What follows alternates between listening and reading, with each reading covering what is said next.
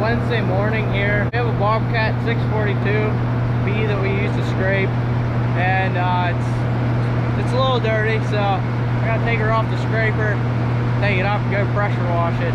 Wanting to do this for a while, but I just haven't got around to it.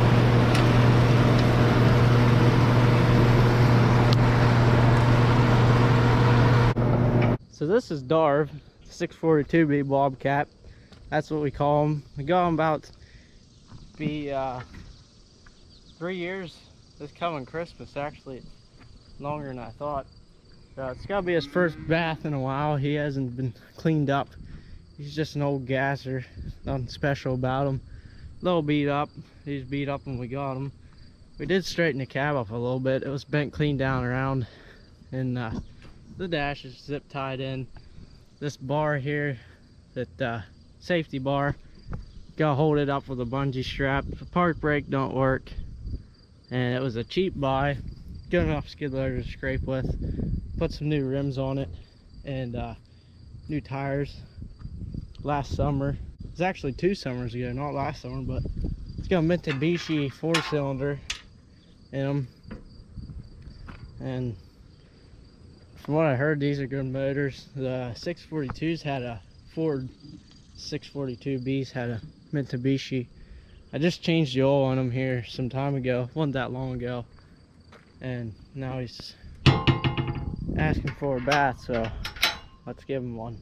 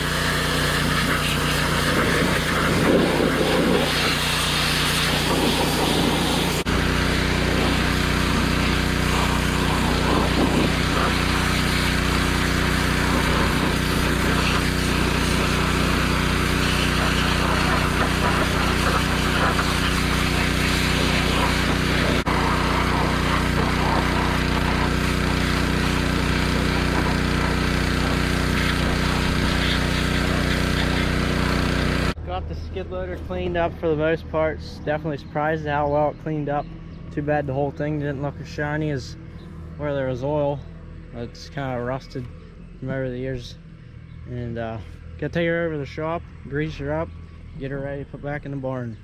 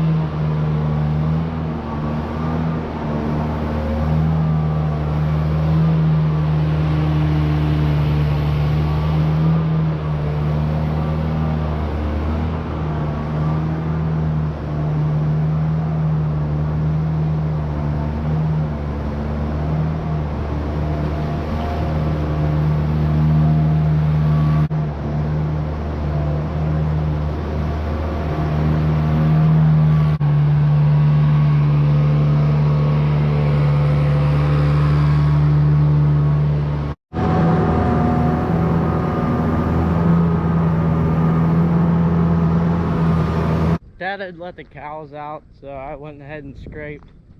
And it's almost milking time. I have enough time to bed the stalls, so gotta do that here quick. Got a new key switch for the Gale today, and I guess he put it on and didn't fix it. We'll use the New Holland.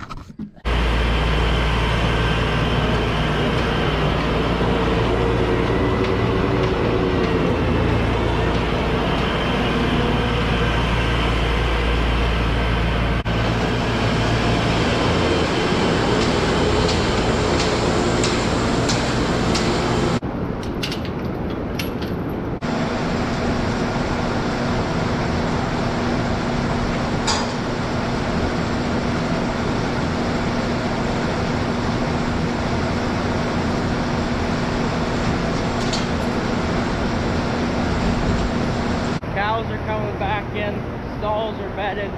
Just gotta close the gate here to the sawdust bed. The stable doesn't need sawdust today. We keep the bucket in here for the Darv, the Bobcat. And then if we need to put sawdust in, we will. Standing inside the Gale 7600 skid loader. We've been having trouble with this thing. I was using it to grade this road up. We've been getting a bunch of rain, and everything just got washed down towards the potato cave here. So I was pushing it up, and I had to stop and help Dad. So shut the skid loader down, come back to use it, and wouldn't start. Thought that the key switch was bad, so got a new key switch. Dad put that in, didn't fix it. So he thought, well, it must be the relay. There's a relay in here. So he put one of them on today. Didn't do nothing, so it's a battery. And on this particular skid loader, the battery sits down in here. Gotta lift the cab up. We'll get the 1/2" impact, the 3/4 socket, and then we'll get a wrench. And then there's a jack in the back of the skid loader. Pick the cab up, get down in there to the battery.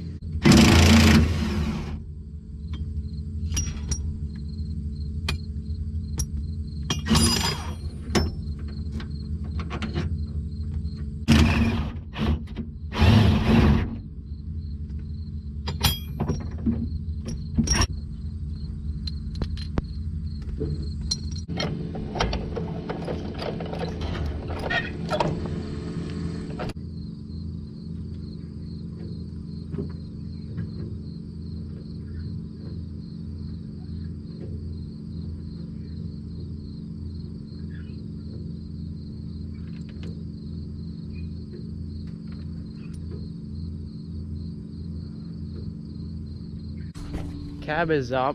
Now your battery's down in here.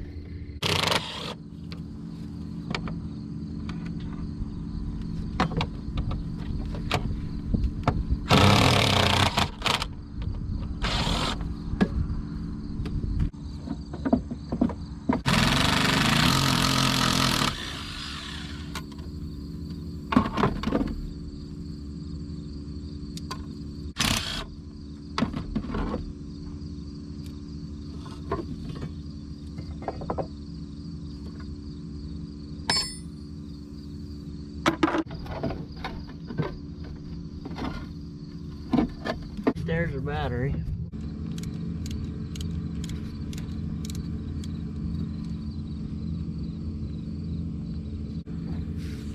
So I started taking the battery apart here, and I got back here, and I don't know if you see what I see. This hook up here is broke off.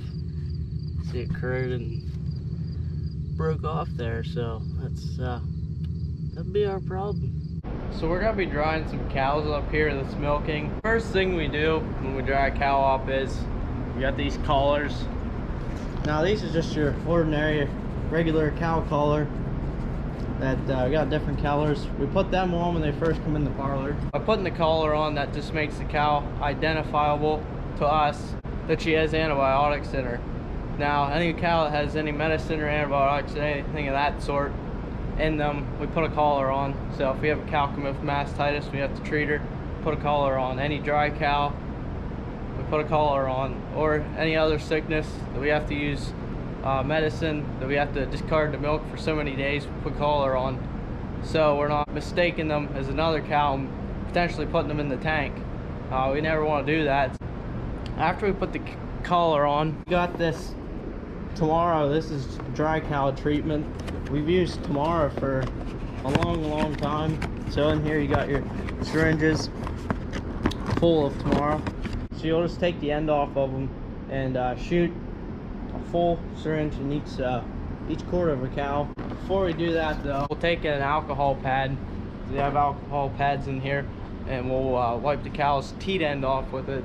That just helps from getting any bacteria or anything in the cow. So after we get that done, we use another product here called Lockout.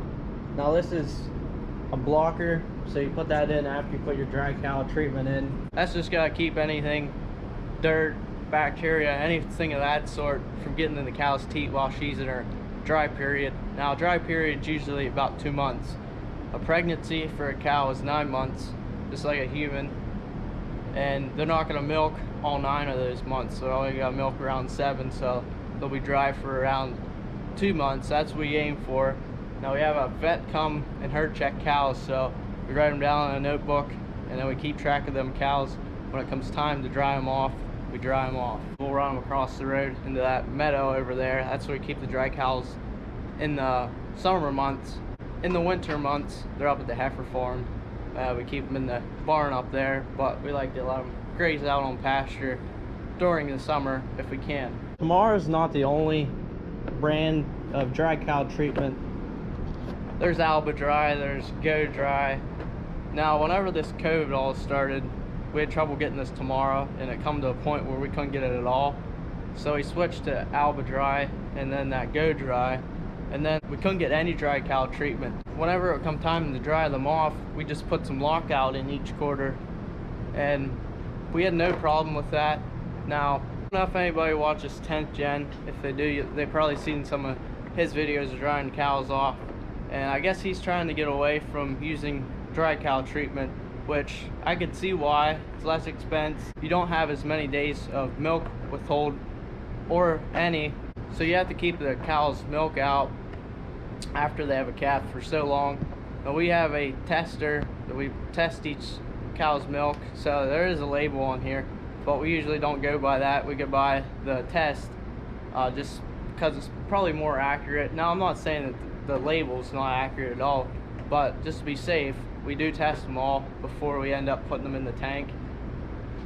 But getting away from using dry cow treatment, yeah, it would be nice, but the only problem is you might deal with some more mastitis. Now whenever you're using the Lockout, just the Lockout, whenever we had trouble getting this stuff, we didn't have mastitis problems at all, I don't believe. So I don't know if this stuff, if we can do without it, maybe, but if you have a cow that has history of mastitis, for sure you're gonna want to use dry cow treatment, and it should prevent her from getting mastitis during the dry period. So anybody that's not using dry cow treatment, I'm not trying to put you down or anything like that. Yeah, it is a good option, but we just like to keep cows from getting mastitis. Now if you got a really good cow that has no history of mastitis, yeah, for sure, if you want to save some money, don't worry about putting dry cow treatment in. But we've been treating all the cows ever since we've been able to get Tomorrow, so we've had good luck with it.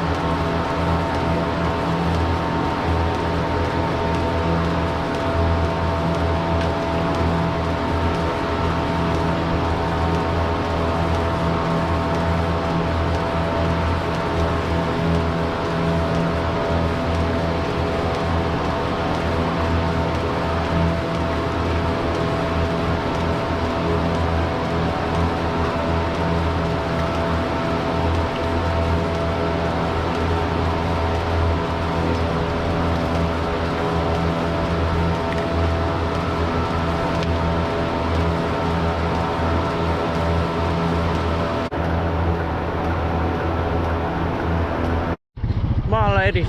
Come on, we're going to the barn. Let's go. Come on. Let's go, girls. Come on. This cow here's bagging up. The red one there's bagging.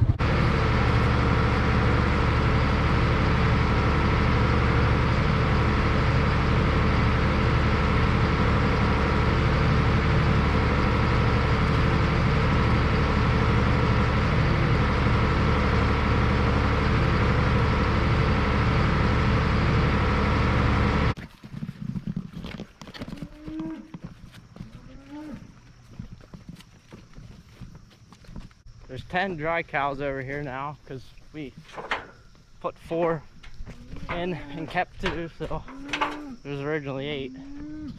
We let them over here in both pieces, so we got pretty good eating.